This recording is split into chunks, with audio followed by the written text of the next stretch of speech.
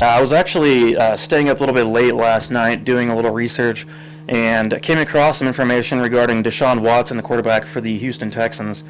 And it's very interesting. Suddenly, there was a case that has come out from a lawyer who was actually on Instagram that posted a statement. And basically, it's along the lines of a sexual assault allegation at a massage parlor.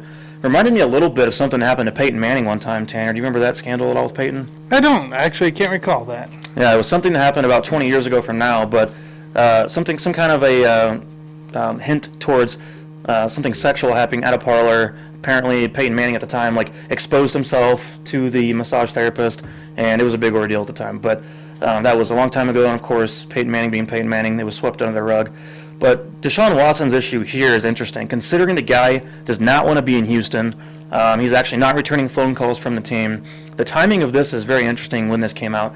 This apparently happened in March of 2020, and the massage therapist runs this business out of her home. It is according to what I've read in the case. Apparently, some of the quotes, about 25 minutes into the massage, and despite attempting to be appreciative and accommodating to his conduct, due to Watson's comments and behavior, the plaintiff began to feel extremely uncomfortable. It became apparent that Watson wanted a massage for only one reason: sex. Scared, a bit confused, and not wanting to upset the much bigger and athletic Watson, plaintiff did not know what to do. She did not want to confront Watson because she feared for her safety or possible retaliation or injury to her fledgling business. At the same time, she wanted the massage to be over and wanted him out of there. So at that point, he apparently exposed himself, and it was apparently said that he had touched her with his groin on the hand, apparently, is what I've looked into.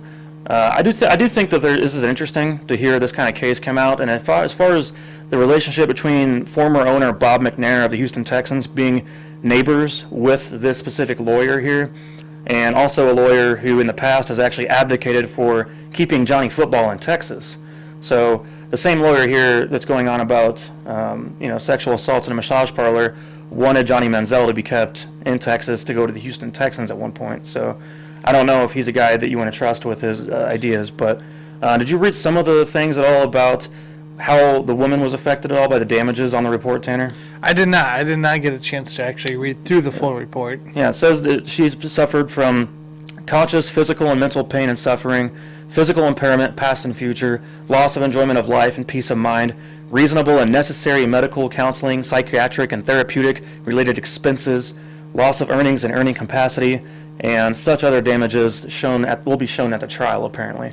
So this is an interesting case. Do you have any quick thoughts right here on this? So real quick, too, there's actually a second lawsuit that has been filed, and the incident took place back on August 28, 2020. And according to Busby's Instagram, there are now a total of 4 cases against Watson, and only 2 lawsuits have been filed so far. I kind of want to see more detail, more, evidence unfold before I make any case. It's kind of odd. It honestly is kind of odd that this is coming up during such a controversial time with Houston Texans and Deshaun Watson. But at the same time, let's get some facts in here. Let's figure out, is there more, reports? Is there more stuff going on? We need to see more here. Yeah, unfortunately for me, the way I look at this is that's very unfortunate that the Houston Texans would try to frame a player that doesn't want to play for them.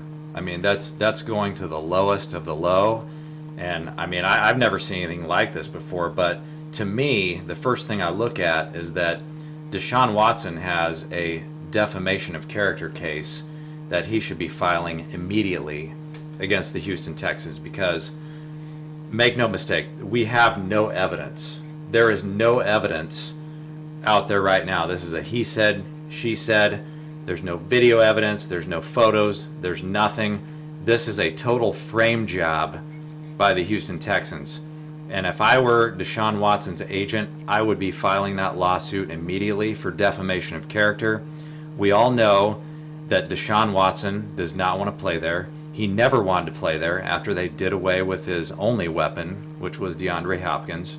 Why would anybody want to play there?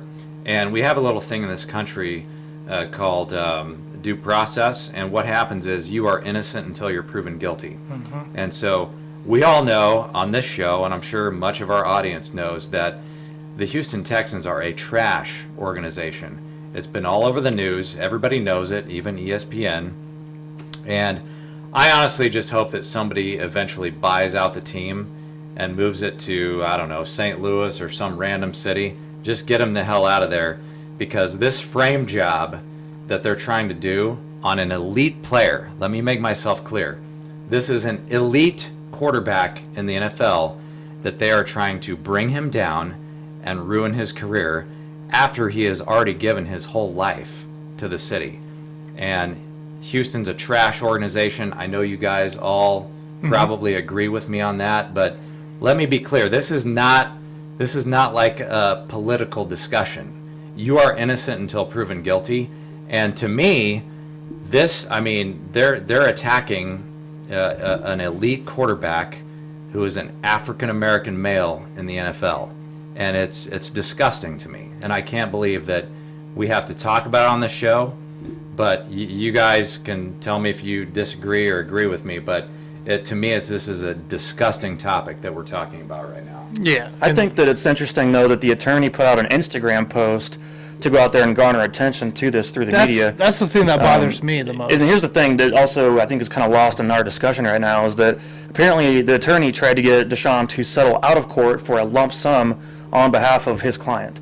So he tried to first go out of court with this, but then Deshaun would not bite on it, but yet it's not about the money apparently. So it's something where they came to him with something and then they go, basically, oh, if you just pay us up, then we won't bring this out.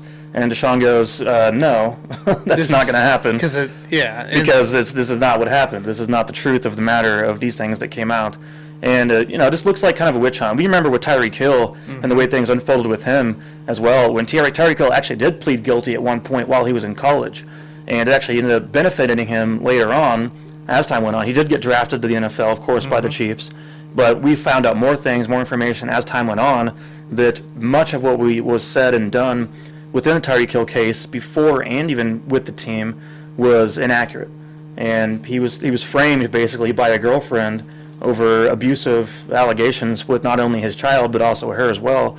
And so I think it's one of those situations here with Watson. You're having potentially a team looking for a way to get him involved and find a way to get negative attention brought to his life. But for what? What is the team going to gain from this? This doesn't improve his stock in a trade market. And he might not play this entire year. I could see him sitting out. Yeah.